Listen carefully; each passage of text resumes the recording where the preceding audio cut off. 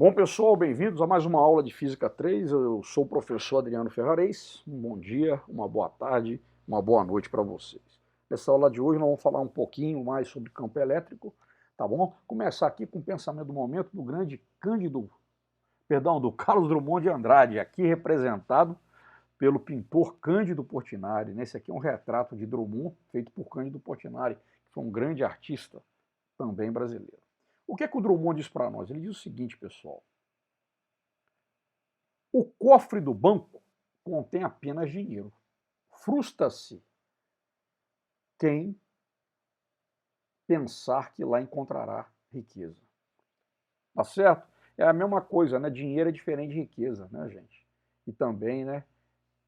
Preço é diferente de valor, tá bom? Então, só uma reflexão do grande poeta de Itabira.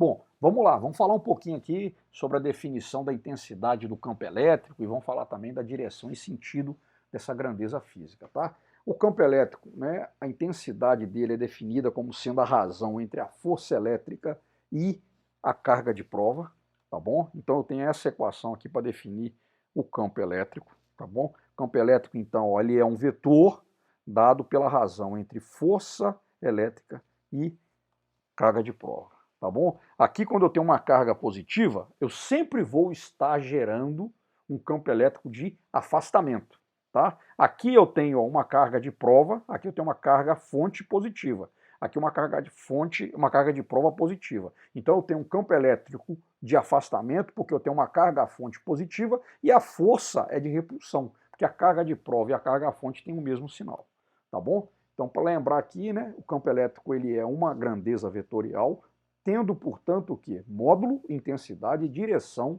e sentido. Beleza? Vamos lá. Aqui, né, o módulo dele é dado por isso, a direção que tem o vetor campo elétrico, o que é? É a mesma direção da força elétrica que vai atuar sobre a carga de prova. Só em relação ao sentido, né?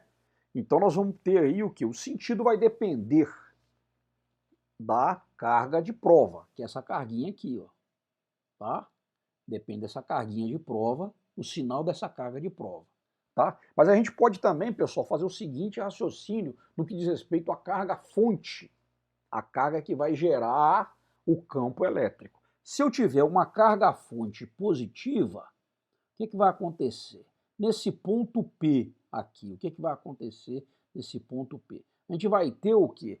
Que o campo elétrico gerado nesse ponto P vai ser um campo elétrico de quê? De afastamento.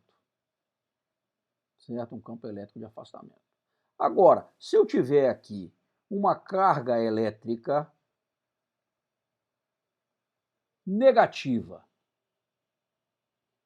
no ponto P, eu vou ter o quê? Eu vou ter um campo elétrico de aproximação.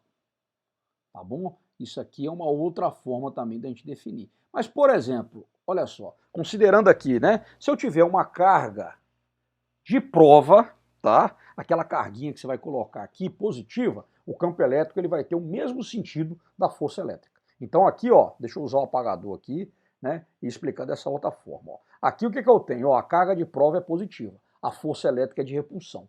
O campo elétrico gerado pela carga-fonte positiva é de afastamento. Portanto, força elétrica e campo elétrico têm o mesmo sentido, mesma direção e mesmo sentido. Se eu tiver aqui um campo, uma carga-fonte negativa, né, gerando o campo elétrico, eu vou ter um campo elétrico de aproximação. Se eu coloco aqui a carga-fonte, a carga de prova positiva, a força vai ser de atração. Então, campo elétrico e força têm o mesmo sentido, tá bom? Certo? Beleza? Ó, se eu tiver agora, se a carga elétrica de prova, Qzinho 0, for negativa, o campo elétrico vai ter sentido contrário ao da força. Então aqui eu tenho uma carga-fonte positiva, tenho uma carga de prova negativa. A força que vai se estabelecer entre eles é de atração, mas o campo elétrico é de afastamento, tá vendo? Campo elétrico e força têm sinais, sentidos contrários. Por quê? Porque a carga de prova é negativa. E o mesmo acontecendo aqui.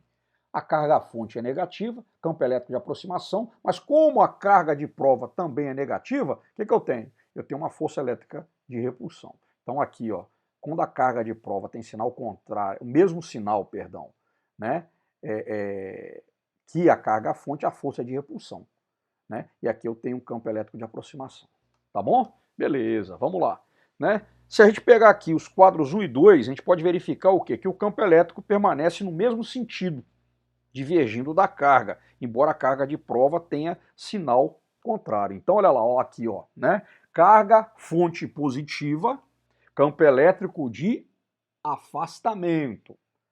Carga fonte positiva, campo elétrico também de afastamento. Tá vendo? Sempre o campo elétrico de afastamento.